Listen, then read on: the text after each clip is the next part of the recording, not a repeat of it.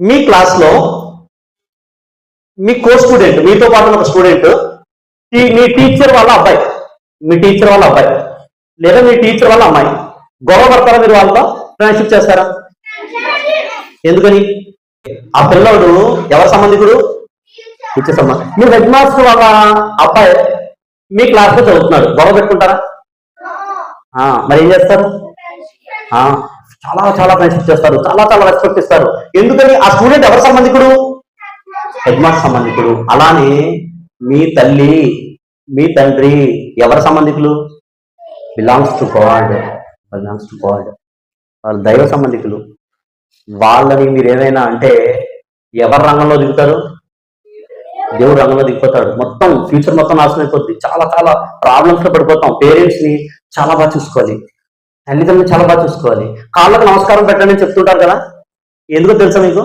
మీరు ఒకసారి ఆలోచించండి. ఈసారి నమస్కారం పెట్టినప్పుడు అమ్మ కాళ్ళు, నాన్న కాళ్ళు ఒకసారి చూడండి. ఆ కాళ్ళకున్న పగుళ్ళు ఒకసారి చూడండి. ఆ కాళ్ళకు పట్టేసిన మట్టిని చూడండి. కదిలిపోయిన తల్లి కాళ్ళను ఒకసారి చూడండి.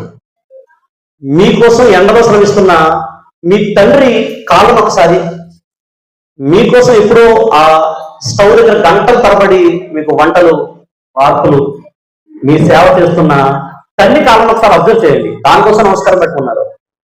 కాళ్ళకు నమస్కారం పెట్టి, కాళ్ళకు నమస్కారం పెడుతున్నప్పుడు దయచేసి బాబు పిల్లలు, కాళ్ళకు నమస్కారం పెట్టినప్పుడు కళ్ళు మూసుకుని నమస్కారం పెట్టండి. కళ్ళు తెరవండి. అప్పుడన్నా మీ జీవితంలో కళ్ళు తెరుస్తారు. మీరు కళ్ళు తెరిచి చూడండి, కాళ్ళు ఎలా ఉన్నాయో చూడండి.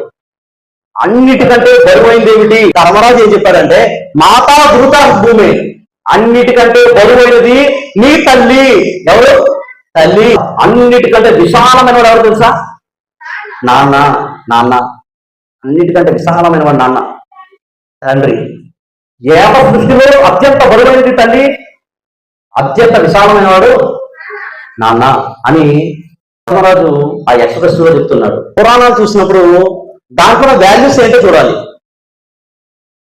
ఆ కథ అలా జరిగిందా లేదా, దీని మీద వద్దు చర్చ. దాంట్లోంచి నేను ఏం చేయగలను? శివపార్వతుల చుట్టూ వినాయకుడు తిరిగే హ్యాండ్ రేస్ చేయాలంటే ఇది అందరూ తెలుసు కదా, ప్రతి సంవత్సరం ఎట్టున్నారు. ఇది దాంట్లో మోరల్ ఏంటో తెలియాలి నాకు కావాలి. తల్లిదండ్రుల చుట్టూ తిరిగితే ప్రపంచం మొత్తం తిరిగినట్టే. 50% ఆన్సర్. జైతో అల్టిమేట్ ఆన్సర్ చెప్పాడు. తల్లిదండ్రులకు సేవ చేయడం, తల్లిదండ్రులకు గౌరవించడం యావత్ పుణ్యక్షేత్రాలు తిరిగినంత పుణ్యం. ఒకసారి జైతో క్లాస్ కోసం జరిగా అసలైన తీర్థయాత్రలు, అసలైన పుణ్యక్షేత్రం ఎక్కడో లేదు, తల్లిదండ్రులు సేవ.